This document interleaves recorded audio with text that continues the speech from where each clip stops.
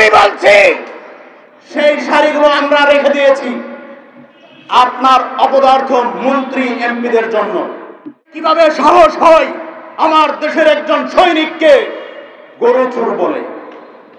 বাংলাদেশের নাগরিককে হত্যা করে নির্বিচারে, আমার দেশের জওয়ানকে হত্যা করে নির্বিচারে, আর আমার দেশের জওয়ান এবং দেশের নাগরিককে গরু চোর বানায়।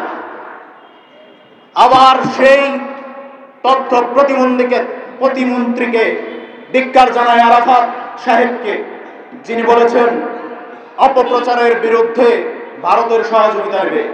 আপনার মাজায় জোর না থাকতে পারে, দেশের মানুষ দেশের স্বাধীনতা রক্ষার স্বার্থে যে কোনো আন্দোলন গড়ে তুলতে পারে। আপনি ভারতের সহযোগিতা নেবেন কেন? আপনার প্রধানমন্ত্রী বলেছে যে সকল নেতারা আজকে যারা মঞ্চে উপবিষ্ট রয়েছে, যে সকল নেতারা ভারতীয় পণ্য বয়কটের আন্দোলন করে তাদের বউদের শাড়িগুলো পুড়ে ফেলার জন্য। আমি বলছি সেই শাড়িগুলো আমরা রেখে দিয়েছি আপনার অপদার্থ মন্ত্রী এমপিদের জন্য।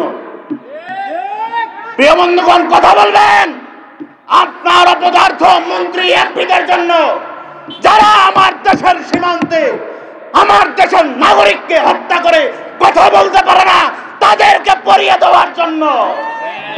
আমি তাদের জন্য আমাদের বউদের শাড়িগুলো রেখে দিয়েছি। যারা মদ আমদানি করতে শুল্কর প্রয়োজন হয় না, আবার খেজুর আমদানি করতে শুল্কর প্রয়োজন হয়। প্রিয় বন্ধুগণ, কথা বলতে হবে। দেশের স্বাধীনতা রক্ষার দায়িত্ব আমাদের পূর্বপুরুষ আমাদের কাঁধে দিয়ে গেছে। ৭১ সালের যুদ্ধের মাধ্যমে মা বোনদের ইজ্জতের বিনিময়ে স্বাধীনতা পেয়েছি। এই স্বাধীনতার দিকে যদি কেউ চোখ তুলে তাকায়, সেই চোখ উপড়ে ফেলতে পারে এই দেশের জনগণ। শেখ হাসিনাকে আমি হুঁশিয়ারি করে বলছি, দেশের মানুষের কাতারে আসুন, দেশপ্রেমী মানুষের সাথে সমঝোতায় আসুন।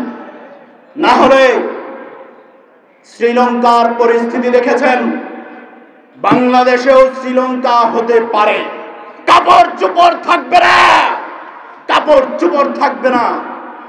সর্বশেষ একটি কথা বলতে চাই, ভারত যদি মনে করে থাকে বাংলাদেশের নাগরিককে তিলে তিলে চুষে খেয়ে সিকিম তৈরি করবে, সেই স্বপ্ন যেন ভারত আর কোনোদিন না দেখে। আমি মোদী সরকারকে বলে দিতে চাই, ভারতের সাথে, ভারতের নাগরিকের সাথে বাংলাদেশের কোনো নাগরিক কিংবা রাজনৈতিক দলের কোনো বিরোধিতা নাই। তবে ভারতের আগ্রাসন মনোভাবের বিরুদ্ধে আমরা কথা বলি।